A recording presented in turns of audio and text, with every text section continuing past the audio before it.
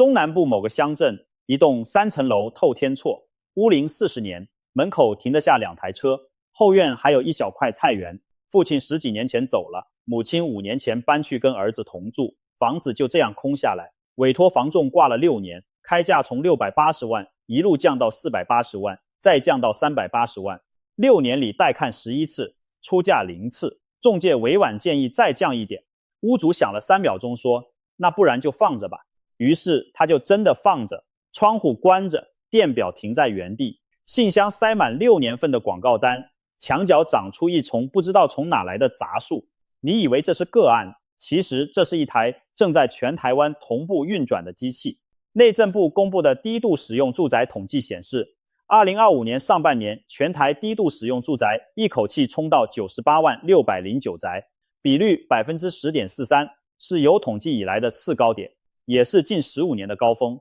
下半年回落到89萬4582宅，比率 9.44%。数字看起來有起有落，但只要把時間軸拉長，你會看見一件很難忽略的事。2021年下半年那個 8.66% 的低點，台灣再也沒有回去過。低度使用住宅的定義非常冷酷，就是平均每個月用電不到60度的住宅。也就是說，那近90萬棟房子裡面，燈是暗的，冰箱是空的，人是不在的。而真正詭異的地方在這裡，一個東西如果沒人要，價格照理說會一路往下滑，滑到有人願意接手為止。這是國中課本第1章就教過的供給與需求。可是這近90萬棟房子，價格幾乎不動。有房仲在網絡上苦笑說，房子大概是台灣唯一一種賣不掉就要加價賣的東西。所以問題來了，當一樣商品沒有買家，它的價格為什麼不會跌到0？接下來我們會一層一層拆開來看，你會發現這件事背後至少有5道機關，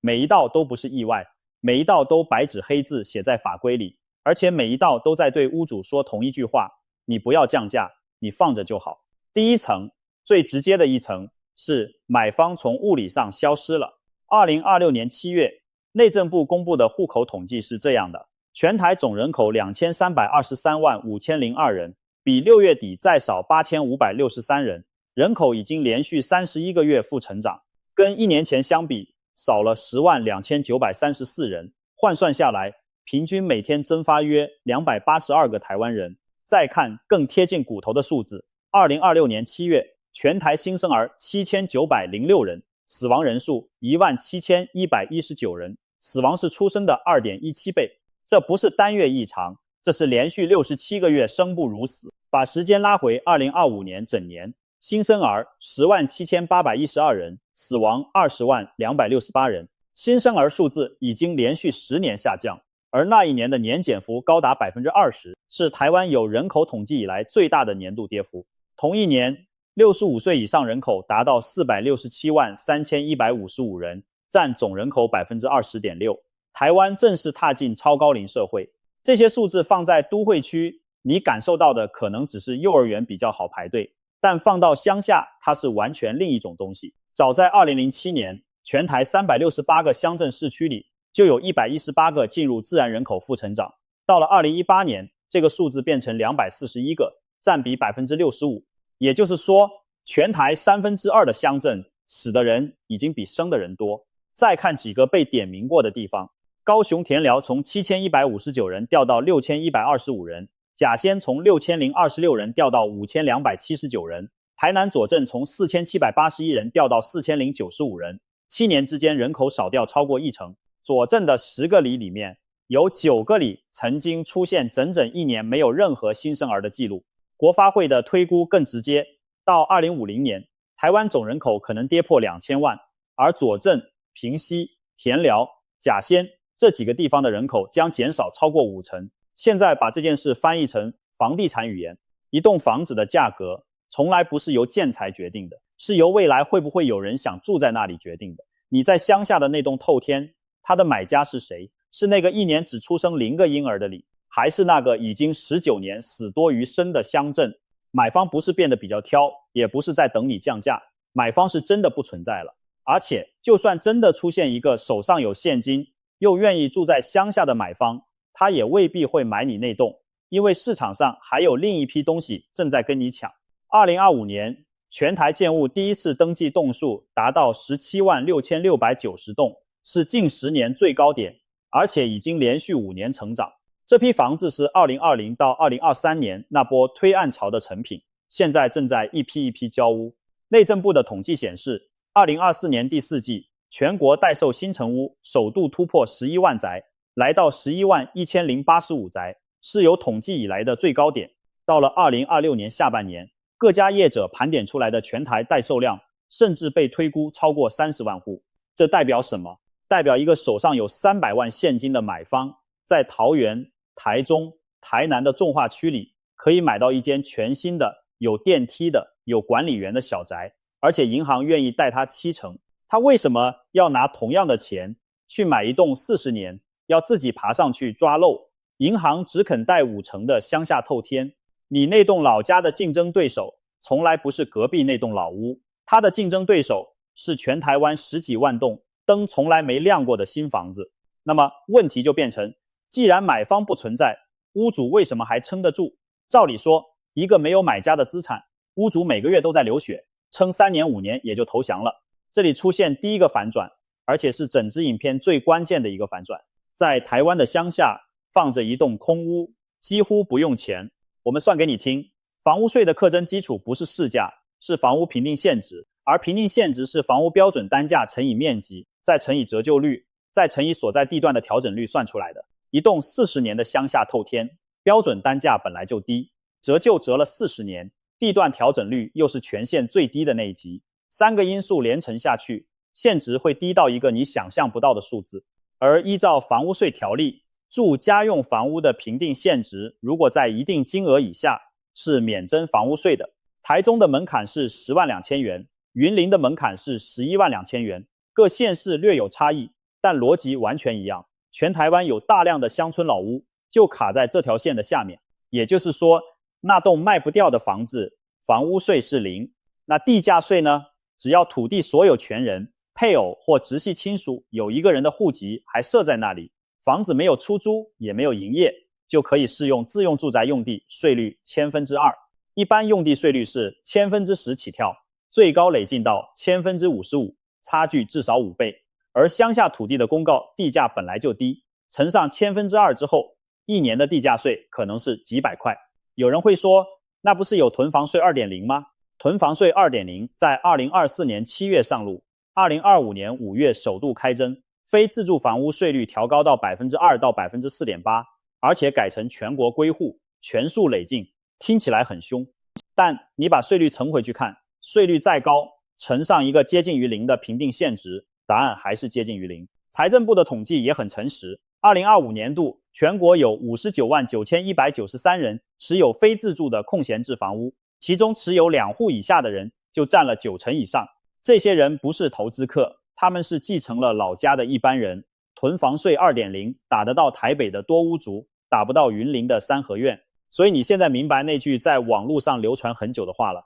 擺着又不痛，稅那麼低。當持有成本趨近於0，時間就不再是屋主的敵人。屋主可以等1年，可以等10年，可以等到自己也走了，讓小孩去煩惱。而降價是及時的、確定的，白紙黑字寫在契約上的損失。你要一個人用確定的損失去換一個他根本不必承受的壓力，這在人性上不可能發生。但你可能會想，既然房子沒價值，那乾脆拆掉，留一塊乾淨的土地，總比留一棟廢墟好賣吧。這裡是第二個反轉，而且這個反轉有點黑色幽默。先看拆除費，全台老屋拆除的行情大約落在每坪3500元到7000元之間。一棟30坪的老屋，拆除費用大約10萬到21萬。一棟100坪的老透天，在北部大概是45萬到55萬。如果地點偏遠，運輸不便，屋齡超過40年，結構複雜，還要再往上加。而且環保單位的統計是，100坪的住宅拆下來會產生60到80噸的營建廢棄物，這些東西不是丟掉就好，要分類，要清運，要有合法聯單。你為了一棟賣不掉的房子，得先掏出30萬。好，就算你掏了，接下來才是真正的機關。依照財政部訂定的認定原則，原本的房子拆除之後，如果沒有改建，只剩下一塊空地，那麼在拆除前本來就不屬於自用住宅用地的，拆除後單就空地提出申請的，不得適用自用住宅用地稅率。翻成白話就是，你把房子拆了，土地的稅率就從2%回到10%起跳，5倍，而且是每年持續，直到你在上面重新蓋起一棟合法建物為止。更狠的是，土地稅法還留了一條空地稅，經地方政府核定，應課空地稅的土地可以按基本稅額加徵2到5倍。這條在實務上幾乎沒有真的開徵，但它就掛在那裡。所以你算算這筆賬，拆掉先付30萬，然後每年多繳5倍的地價稅，換來一塊在人口流失鄉鎮裡一樣賣不掉的空地，不拆1毛不花，稅率維持2%，那棟破房子繼續當一張稅盾站在那裡。台灣的稅制沒有惡意，它只是在幾十年前設計的時候，從來沒有想象過會有一天房子本身變成負擔。於是就出現了現在這個荒謬的均衡。在台灣的鄉下，房子越破，你越應該把它留着。還有一件事很少人提，台灣這幾年講了很多危老重建，但這些政策的設計前提是土地必須有開發價值。危老條例給的容積獎勵、稅捐減免，之所以能誘發改建，是因為建商算得出來蓋完賣得掉。在台北，一棟40年的老公寓可以等都更，那個等待本身就是一種資產，所以屋主更有理由不降價。但在雲林、在嘉義、在台東，沒有建商會去做整合，也沒有人會去申請危老，因為蓋完根本沒有買方。房仲業界的研究主管講過一句很直接的話，政府推動都更政策沒有兼顧都會區以外的縣市，長遠下來等於犧牲這些老屋居民的居住品質與安全。這句話的另一面是，都會區的老屋有退場機制，鄉村的老屋沒有，都市的老屋是在等一個未來，鄉村的老屋只是在等時間過去。到這裡你可能還抱着一點希望，就算屋主不降價，總會有一些真的想回鄉的年輕人願意買一棟便宜的透天過生活吧。第三個反轉來了，就算買方想買，銀行也不讓他買。銀行放款看2件事，一個是人，一個是物。物的部分，銀行會派估價師去看，而估價師手上那張表對鄉村老屋非常不友善。先看屋齡，台灣建築物的耐用年限，磚造是25年，加強磚造是35年，鋼筋混凝土是50年。一棟1970年代蓋的鄉下透天，很可能是加強磚造，也就是說，在銀行的賬上，它的建物殘值早就歸零了。實務上的行情大致是這樣：屋齡5年內可以貸到8成，5到15年7成，5到8成，15到25年7成到7成5，25到35年掉到6成到7成，35年以上大約5成到6成，而且部分银行根本不承做。再看年限，銀行普遍有一條不成文的規則，貸款年限加上屋齡不能超過50年，一棟40年的房子最多只能貸10年，同樣的金額攤在10年跟攤在30年，月付金差3倍。再看地段，銀行內部會把區域分級，位於偏遠、人口稀少或交易不活絡的區域，通常直接被列為最低的一級，貸款成數上限6成。而我們剛剛講過，這些鄉鎮的交易量低到什麼程度？有些地方一整年的住宅成交筆數是個位數。3個因素疊在一起的結果是，一棟開價380萬的鄉下透天，銀行的估價可能只有200萬，成數再打5成，實際能貸到的是100萬。買方要自備280萬現金。然後還有第4支箭，2024年9月，央行推出第7波選擇性信用管制，被市場稱為史上最嚴。這一波做了一件過去從來沒做過的事，它取消了特定地區的概念，把全國一視同仁。過去只有台北、新北、桃園這些熱區才管的規定，這次直接套用到宜蘭、花蓮、屏東、台東，名下已有1戶的人買第2戶，貸款成數全國一律降到5成，沒有寬限期，第3戶以上降到3成，一直到2026年3月20日，央行才首度鬆綁，把第2戶調回6成。你看出這件事的荒謬了嗎？政府為了打壓台北的炒房，順手把屏東鄉下那個想買下老家隔壁空屋的人一起打死了。而在鄉下買第2戶通常不是投資，是想把爸媽接回來住，或是想留一間給孩子。所以現在的鄉村房市是這樣運作的，賣方不缺錢，所以不降價，買方缺的不是意願，是貸款，中間那條把兩邊接起來的線被剪斷了。第4層更深，深到很多屋主自己都不知道。就算價格談攏了，貸款也解決了，這棟房子在法律上可能根本没辦法賣。台灣的鄉村住宅有一個非常普遍的狀態，叫做未保存登記建物，意思是這棟房子從來沒有辦過建物所有權第一次登記，所以它沒有建物所有權狀，你手上只有土地權狀。為什麼會這樣？因為在那個年代，很多人蓋房子是自己找師傅來蓋的，蓋完就住進去，沒有人會想到要去地政事務所辦登記。三合院、日治時期留下來的木造老屋、磚造平房，後來加蓋的鐵皮屋，全都在這個類別裡。法律上，這種房子的所有權其實屬於出資興建的人，實務上稱為事實上處分權。但問題是，沒有辦理登記，就沒辦法用登記的方式移轉物權。你可以簽契約，可以交付使用，但買方拿不到權狀，而銀行看到沒有建物所有權狀，幾乎100%拒絕承做房貸。換句話說，這棟房子只能全現金交易，而且買方買到的是一個法律上有點模糊的東西。你猜有多少人願意掏現金去買一個沒有權狀的鄉下老屋？再來是共有。2025年，全台建物繼承移轉棟數衝到78324棟，創下歷史新高，佔所有移轉登記的 17.4%， 比前一年的 14% 明顯上升。同一年，買賣移轉只有261308棟，年減 25.5%， 是近9年新低。也就是說，現在每3棟換手的房子裡面，就有1棟不是買賣，是繼承。繼承有一個特性，它會讓所有權人的數量呈幾何級數增長。阿公留下一棟房子給3個兒子，3個兒子各自再傳給2-3個孫子，2代之後，這棟房子的共有人可能是10幾個人，3代之後可能是幾十個人。在台灣的鄉下，一筆土地有數十位甚至上百位共有人，並不是傳說。而依照民法，處分共有物原則上要全體共有人同意。你要賣，得先把所有共有人找出來。有人移民了，有人失联了，有人已經過世，但繼承人還沒辦登記，有人在美國，在日本，在一份你完全不認識的親戚名單裡。你當然可以走土地法第34條之一的多數決，或是提起分割共有物訴訟，讓法院裁定變價分割，但那意味着律師費、規費、跑法院，而且一走可能2-3年。為了一棟市價100多萬的房子，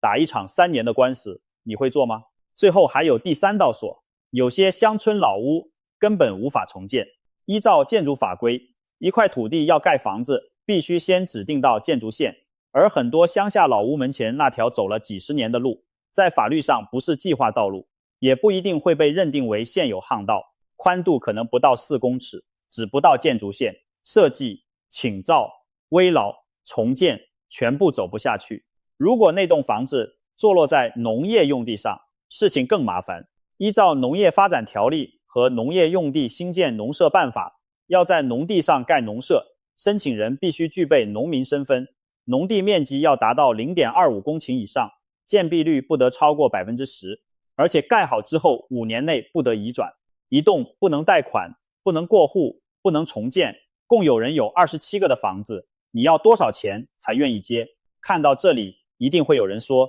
那不要賣了，改成出租不就好了？收個5000、8000，總比空着好。這條路也是堵死的，而且堵得比賣還徹底。先想一想，在一個1年只出生0個嬰兒的鄉鎮，誰要來租房子？租屋需求來自移動中的人口，來自工作，來自就學，來自年輕家庭的分戶。而鄉村人口流失的本質，就是這3種人正在離開。租客跟買家其實是同一群不存在的人。再看成本，一棟空了10年的老透天，要出租得先能住人，水管會鏽，電線是舊的，可能連漏電斷路器都沒有，浴室要重做，屋頂要抓漏，白蟻要處理，整理到能租的狀態，抓100萬起跳並不誇張。而鄉下透天的租金1個月可能6000到1萬，你花100萬要收100個月才回本，也就是8年多，前提還是一直租得出去，房客不搬走，中間不出事。內政部確實一直在鼓勵屋主把空屋交給社會住宅包租代管，每戶每月最高可享15000元的免稅額，超過的部分還能再扣除60%必要費用。這個政策在雙北、桃園、台中是有效的。因為那些地方有真實的租屋需求。但包租代管業者也是要做生意的，他們不會去接一棟位在沒有租客的鄉鎮，還得先花100萬整修的老透天。所以出租這個選項在鄉下不是比較難，是根本不存在。屋主手上就只剩下2個按鈕，賣或者放着，而我們已經花了整整4成，說明為什麼賣不掉。講到這裡，前4層都是硬條件，第5層是軟的，但它可能才是半價都太貴這句話真正的答案，那就是在台灣的鄉下根本不存在行情這個東西。實價登錄之所以有用，是因為它建立在一個前提上，這個區域要有足夠多的成交案例，多到可以形成一個大家都認可的價格區間。但在人口流失的鄉鎮，一整年可能只有幾筆成交，而且每一筆的條件都天差地遠，有的是親戚間的買賣，有的含好幾筆土地，有的是法拍，你查得到資料，但你查不到共識。沒有共識價格，屋主拿什麼當參考點？他拿的是3個東西。第一個是成本，我爸當年蓋這棟房子花了多少錢，那個數字在家族裡被講了30年。第二個是隔壁那棟掛500萬，我這棟至少也要450，而隔壁那棟其實也已經掛了8年沒賣掉。第3個是情感，這是我出生的地方，我在這裡結婚，我媽在這個房間走的。行為經濟學把這叫做定錨效應。人一旦被錨定，就會把偏離錨點的一切都感受成損失，而損失帶來的痛苦大約是同等收益帶來快樂的2倍以上。所以當仲介說可以試着開280萬，屋主感受到的不是我少賺100萬，而是我虧了100萬。再加上2024到2026年這一段特殊的背景，台股在 AI 題材帶動下走了一大波，不少屋主口袋裡其實不缺錢。房仲研究单位就直接指出，這一輪房市出現罕見的量縮價不跌，關鍵在於屋主心態與資金結構的改變，手上資金充裕，就沒有降價求售的壓力。市場統計也顯示，二手待售存量在2025年中到2026年初反而緩步下降，因為很多屋主寧可轉租或長期持有，也不願意輕易讓價。最後補上仲介這一環，一棟開價300萬的鄉下透天，服務費就算收滿也只有10幾萬，卻要帶看幾十次，跑產權，處理共有人。同樣的時間拿去賣一棟1500萬的都會區大樓，收入是好幾倍。所以這種案子沒有人會認真賣，它就一直掛在那裡，掛成一個櫥窗裡永遠不會被拿下來的標本。如果你覺得這一切太超現實，那我們來看隔壁那面照妖鏡。日本總務省的住宅土地統計調查顯示，到2023年10月為止，全日本的空屋數量達到900萬戶，空屋率 13.8%， 雙雙創下有調查以來的最高紀錄。而在1993年，這個數字是448萬戶，30年翻了1倍。其中最麻煩的一類是扣除出租用、待售用和別墅之後的其他空屋，也就是純粹被放着沒人管的房子，有385萬戶。日本綜合研究所推估，到2043年，這一類空屋會增加到597萬戶。日本人怎麼處理？他們搞出了空屋銀行，由地方政府提供平台，媒合想脫手的屋主和想移住的人。後來甚至出現了零元物件，屋主不收錢，只求有人把房子帶走。因為只要房子還在自己名下，固定資產稅就要一直繳。聽起來很有創意，對吧？但你知道日本為什麼會走到零元這一步嗎？因為日本的固定資產稅有一個住宅用地特例，土地上如果有住宅，稅基可以大幅打折。而如果你把房子拆掉，這個特例就消失，土地稅金會跳到大約6倍，一模一樣。日本走了30年才走到的那個死結，跟台灣現在卡住的那個死結是同一個結，差別只在於日本已經在2015年通過空屋對策特別措施法，開始強制介入危險空屋，並在後續修法，把管制範圍擴大到有可能變成危險空屋的管理不良物件。而台灣目前的主要做法還停留在鼓勵屋主把空屋交給社宅包租代管，提供每戶每月最高15000元的免稅額。問題是，包租代管的前提是那個地方要有人想租。好，現在我們把所有東西疊在一起，你就能看懂那個標題了。當一個買方在評估要不要買下鄉下那棟380萬的透天時，他心裡真正在算的從來不是380萬，他算的是380萬的房價，銀行只肯貸100萬，所以要準備280萬現金，加上40年老屋的整修，水電要全換，屋頂要防水，白蟻要處理，抓200萬起跳，加上通勤，最近的大醫院40分鐘，最近的高中30分鐘，加上未來，如果10年後我也想賣，我會遇到跟現在這個屋主一模一樣的處境，而且那時候鄉鎮的人只會更少，把這些全部加起來，你會發現這棟房子的真實價值可能是負的。這就是關鍵。當一項資產的持有成本加上處分成本超過它未來能產生的所有效益，它的均衡價格就是負數。但問題是，法律不允許負價格，你沒辦法在實價登錄上填一筆負100萬的成交，所以市場的唯一出路就是不成交。價格不是被屋主撐住的，價格是被凍住的。屋主的堅持只是表象，真正把價格卡在那裡的是一整套設計於人口成長年代卻運行在人口崩塌年代的制度。稅制告訴你不要拆，金融告訴你不能買，法規告訴你不准改，人口告訴你不會有人來，半價都太貴，不是因為屋主貪心，是因為在那個位置上任何正數的價格都太貴。最後我們把鏡頭再拉遠一點，到2025年第2季，全台房屋税級住宅的平均屋齡是 34.1 年，創下2009年有統計以來的新高。屋齡超過30年的住宅有554萬5854宅，佔全部住宅的 59%。 也就是說，台灣每2戶住宅裡就有1戶超過30年。平均屋齡最高的3個縣市是澎湖 44.1 年、雲林 40.9 年、嘉義縣 40.7 年，全部超過40年。而如果你去看空屋率高於 20% 的鄉鎮名單，會看見新北雙溪、南投仁愛、嘉義大埔、屏東霧台、花蓮富里、台東達人與成功這些名字。這份名單在短短1期之內從20個地方增加到31個。這554萬宅不會憑空消失，他們會留在原地，一年一年地老下去，而住在裡面的那一代人正在離開。2025年台灣死亡20萬268人，出生10萬7812人，這個缺口每年都在擴大。當屋主這一代走完，房子會傳給早就搬到台北、台中、新竹的子女，而那些子女會做一個非常合理的決定，放着，因為對他們來說，回去看一次要開3小時的車，房屋稅是0，地價稅是幾百塊，賣掉要跟7個堂兄弟開會，再過一代，可能連拋棄繼承都會出現。到那個時候，這些房子會慢慢變成沒有人願意承認的東西，站在一個更少人的台灣裡。